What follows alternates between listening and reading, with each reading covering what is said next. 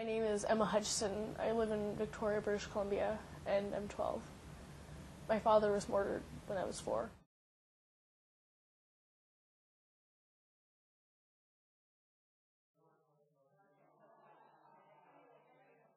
Emma and I almost wordlessly went about the house with scissors and cut pieces of fabric that meant something to us and meant something to the story. And at the base of the mountain is a piece of the fabric from his wedding kilt, which represents Bob lying on the ground after he was killed with some orange flames coming up beside him that spoke to us about the trauma of his death. And above the water is a moon looking over us, and the moon is made from the dressing gown fabric of my new husband, who looks after all of us.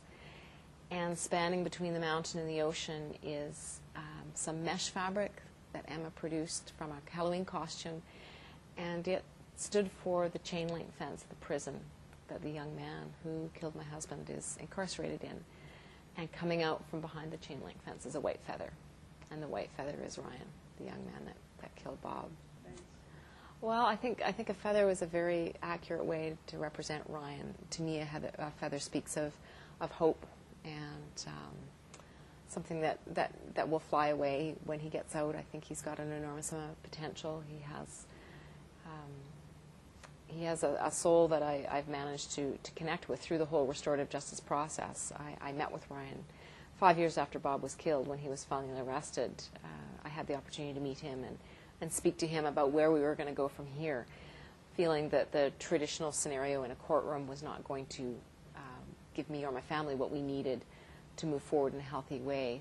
We chose to do a face-to-face reconciliation with Ryan, and the feather really represents his willingness and his bravery to be a part of that process, to embrace it, and to not define himself by the crime, and to find a meaningful life for himself and move on, and hopefully use his skills to make a difference in the lives of some young people where our story can really make a difference.